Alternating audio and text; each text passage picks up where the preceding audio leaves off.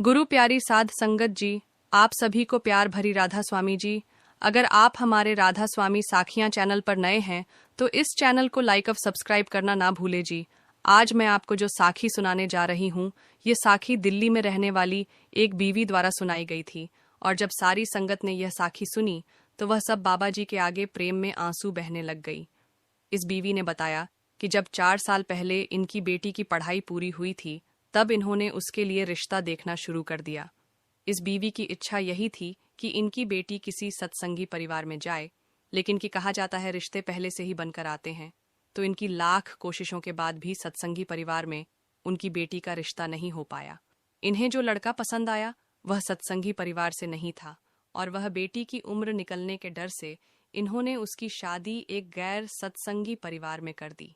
शादी होने तक इस लड़की के ससुराल वाले बड़े ही अच्छे व्यवहार कर रहे थे, लेकिन कोई नहीं जानता था कि उसके मन में कुछ और ही चल रहा है।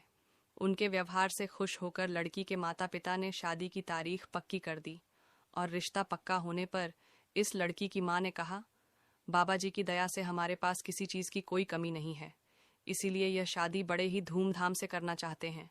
फिर इस लड़की के मायके वालों ने बड़े ही धूमधाम से शादी की और तोहफे में लड़के को बहुत सारा कैश और कार भी दी।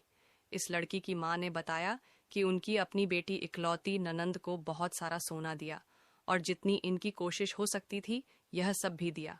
आगे उस बीवी ने संगत से कहा कि मेरी बेटी और मेरे पिता मेरे साथ हर रविवार को सत्संग सुनने जाते हैं, और इनके अलावा उनकी आदत थी कि घर के पास वाले गुरुद्वारे वह रोज माथा टेकने जाया करते थे, क्योंकि यह सब उनकी बेटी को बहुत अच्छा लगता था। इस बीवी ने बताया कि जब उनकी बेटी की शादी हुई तो सिर्फ 4 या 5 दिन तक सब कुछ ठीक चला। उसके बाद उसके ससुराल वालों ने अपनी असली रंग दिखाना शुरू कर दिया, और किसी न किसी कारण उनकी बेटी को परेशान करना शुरू कर दिया।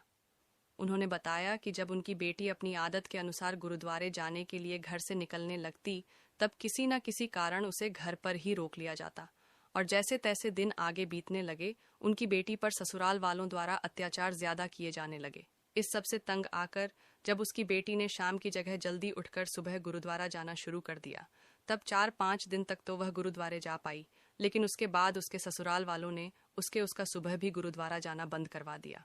उसके ससुराल वालों का कहना था कि अगर तुम पूजा करना चाहती हो तो देवी देवताओं की करो, गुरुओं की पूजा इस घर में रहकर नहीं कर सकती। उनका मानना था कि गुरु तो सब ढोंगी ही होते हैं। संगत जी, जो लोग इस तरह की सोचते हैं उन्हें जिंदगी में गुरु की जरूरत है ही नहीं। वह जिस तरह इस दुनिया में आते हैं इसी तरह इस दुनिया से चले जाते हैं, और फिर इस 144 की जूनी में उनका आना जाना लगा ही रहता है। उस बीवी ने बताया कि लगभग 5 से 6 महीने के बाद उनकी बेटी से ससुराल वालों द्वारा ज्यादा पैसे की मांग करने शुरू कर दी। उनकी बेटी से किसी न किसी बहाने उसके मायके से पैसे मंगवाए जाते थे, और हम अपनी बेटी के कहने पर उन्हें पैसे की मांग को पूरा करते जा रहे थे। कुछ समय के बाद ऐसा वक्त भी आया, हमारी बेटी ने हमसे पैसे मांगना बंद कर दिया, क्योंकि उसे हमसे बार बार ऐसे पैसे लेना अच्छा नहीं लग रहा था। जब उसने अपने ससुराल वालों की बात नहीं मानी तो उसके ससुराल वालों ने उसके साथ मारपीट शुरू कर दी। हमारी बेटी पर उसके पति के साथ साथ उसकी सास भी हाथ उठाती। एक बार हमारी बेटी की सास ने उसका गला कितनी जोर से दबाया कि वह बेहोश तक हो गई, लेकिन फिर भी यह चुपचाप सहन करती रही।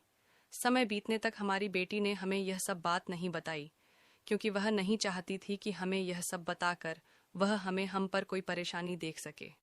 उन्होंने बताया कि बेटी के ससुराल वालों ने उसे शारीरिक और मानसिक तौर पर इतना पीड़ा दी थी कि वह अब शारीरिक और मानसिक तौर पर बीमार रहने लगी। जब बहुत दिनों तक हमारी बेटी से ठीक से बात नहीं हो पाई तो हमें उसे मिलने के लिए उसके घर चले गए, और जाकर देखा कि उसके चेहरे पर, उसके शरीर पर चोटों के निशान थे। जब इन निशानों का कारण हमने बेटी से जानना चाहा तो उसने कुछ नहीं बताया, और जब हमने उसके ससुराल वालों से कहा कि हम अपनी बेटी को कुछ वक्त के लिए उस घर लेकर जाना चाहते हैं, तो उन्होंने इसके लिए भी साफ मना कर दिया। उनका इस तरह साफ मना कर देना, हमारे मुंह पर मना करना, हमें कुछ अजीब सा लगा।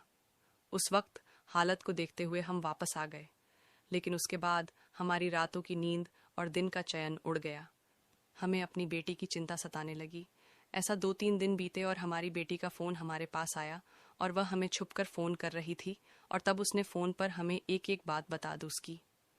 वह सारी बातें सुनकर हमारी रूह कांप गई, क्योंकि जो चीजें उसने बताई थी वैसा तो कोई किसी जानवर के साथ भी नहीं करता। मेरी बेटी के यह सब बताने के बाद मेरे पति उसी वक्त पुलिस स्टेशन गए कि वहां जाकर उन्होंने घरेलू हिंसा का केस दर्ज करवाया। अगले दिन जब पुलिस वालों ने